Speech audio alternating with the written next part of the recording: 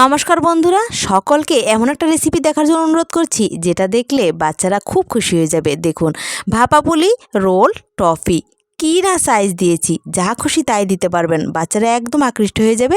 শীতকালীন সবজি নিয়ে চলে এসেছি তার জন্য।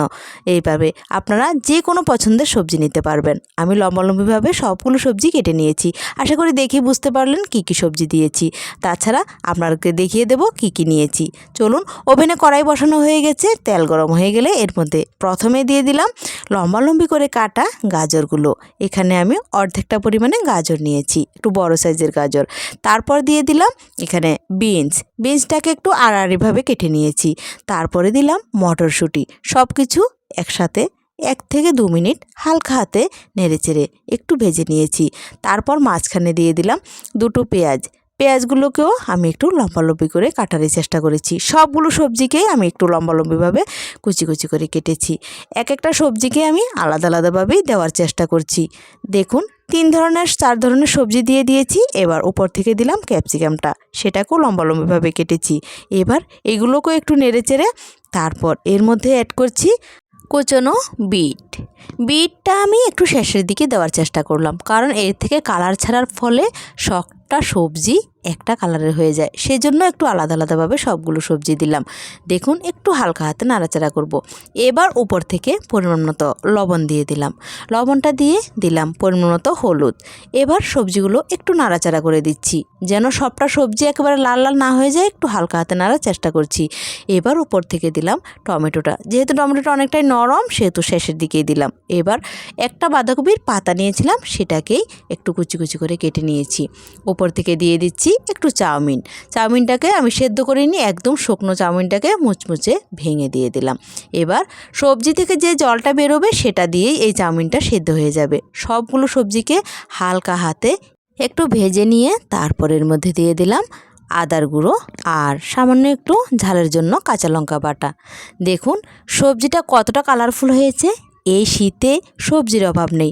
আপনারা চাইলে এরকম সেম সবজিও ব্যবহার করতে পারেন বা আপনাদের পছন্দ মতো সবজিও নিতে পারেন। দেখুন, এবার আমি উপর থেকে একটা সেদ্ধ আলুকে একটু ম্যাশ করে দিয়ে দিলাম।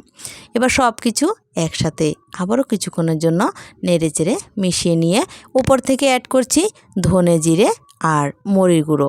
চাইলে আপনারা ধনে জিরে যা খুশি পছন্দ ইউজ করতে পারেন।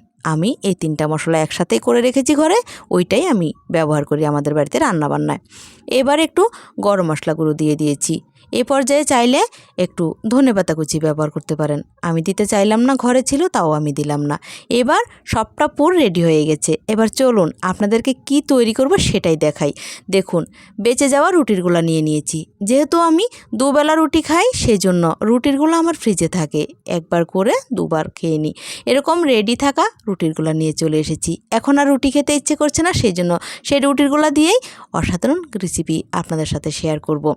একটা রেসিপিতেই বিভিন্ন শেপ দিয়ে বাজিমাত করে দিতে পারবেন। সব সময় রুটি তরকারি খেতে ভালোও লাগে না, সেই জন্য মাঝে মধ্যে একটু অন্যরকম খেতে কার না ইচ্ছে হয় বলুন। তাছাড়া একদম স্বাস্থ্যকর যদি হয় তাহলে তার কোনো কথাই নেই। শীতকালীন রঙিন শাকসবজি খেতে পারলে তো ভালো কথা। আর এভাবে করে দেখবেন আপনাদের বাচ্চারা অনায়াসে খেয়ে নেবে। দেখুন, প্রথমে আমি এখানে একটা রুটি বেলে নিয়েছি। এখানে আমি 5টা রুটিরগুলো নিয়েছি। এই 5টা রুটিরগুলো দিয়ে 5টা শেপ শেয়ার করব, দেখতে থাকুন। প্রথম রুটিটা বেলে নিয়েছি। এবার এটাকে 4 টুকরো করে নিয়েছি।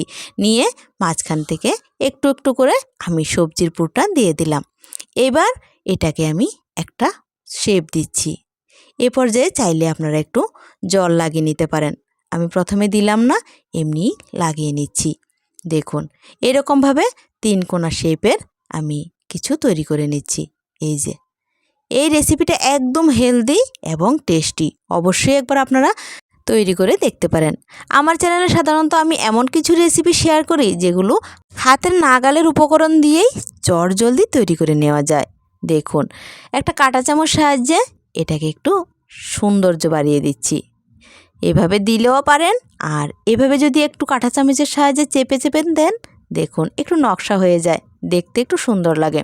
তৈরি হয়ে গেল এখানে ছোট ছোট 4টে। এবার চলুন আরেকটা রুটি নিয়ে নিচ্ছি, সেটা দিয়ে বাকিটা করে নেব। এগুলো তৈরি হয়ে গেছে। এবার পরে আরেকটা রুটি নিয়ে নিলাম।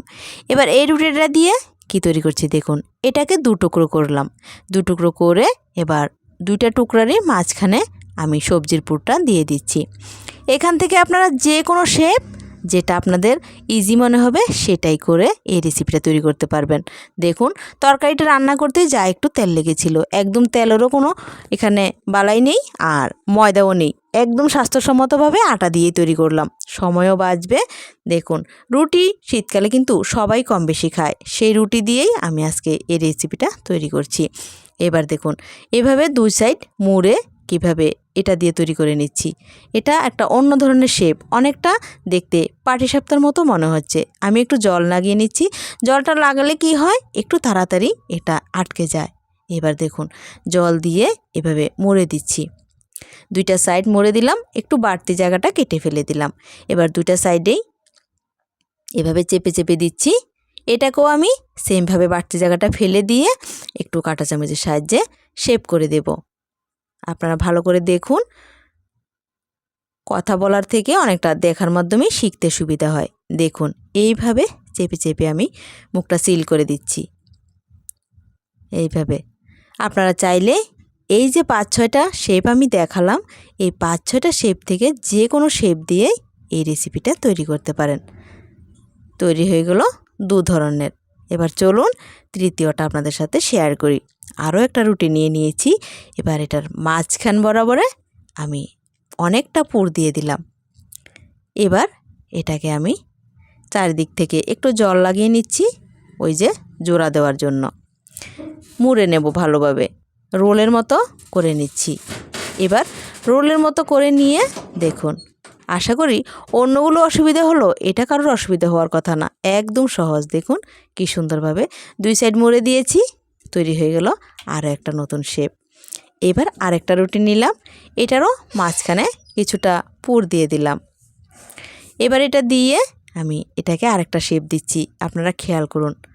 অর্ধেক বরাবরে মাঝখানে একদম মুড়ে দিলাম। এবার আবারও একটু জল দিয়ে দিচ্ছি, এটাকে চাপা দেব বলে। দেখুন এটাকে ভালো করে সিল করার জন্য একটু চেপে দিলাম হাতের সাহায্যে। বেস্তি যে জায়গাটা সেটাকে একটু কেটে আমি সমান করে নেব, ছুরির সাহায্যে বেস্তিটা আমি কেটে দিলাম।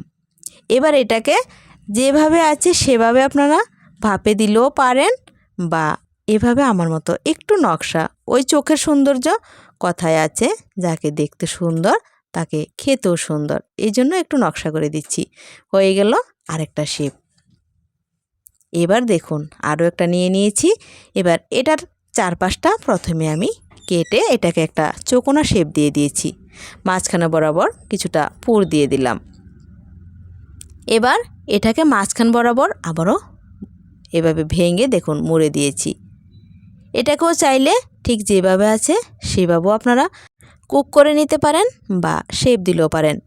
এক্ষেত্রে হাত দিয়ে একটু চাপা দেওয়ার পর এটাকে কাঁটা চামচের সাহায্য চেপে এটার নকশা বের করতে পারেন বা হাতের সাহায্যও পারেন। আমি বেস্তিগুলো কীভাবে কেটে সরিয়ে দিচ্ছি, এগুলো পরে আবার রুটি বেলার সময় ব্যবহার করে নেব। এই দেখুন কত সুন্দর হয়েছে। আমি কাঁটা চামচের সাহায্যে শেপ দিচ্ছি না, হাতের সাহায্যে একটু ফুল তুলে দিচ্ছি। দেখুন এভাবেই তৈরি হয়ে গেল আরও একটা। বাচ্চারা সাধারণত এই ধরনের জিনিসে একটু বেশি আকর্ষিত হয়। চেষ্টা করি সবসময় এই ধরনের জিনিসের মাধ্যমেই বাচ্চাদেরকে হেলদি খাবারটা খাওয়ানোর, তাই আপনাদের সাথেও শেয়ার করছি। আশা করি আপনাদের ভালো লাগবে। দেখুন সবগুলো কেটে কেটে যা বেরিয়েছিল এই সবগুলো থেকে এটাকে লাস্টে তৈরি করেছি, একটু লম্বালম্বিভাবে রুটি বেলে নিয়েছি।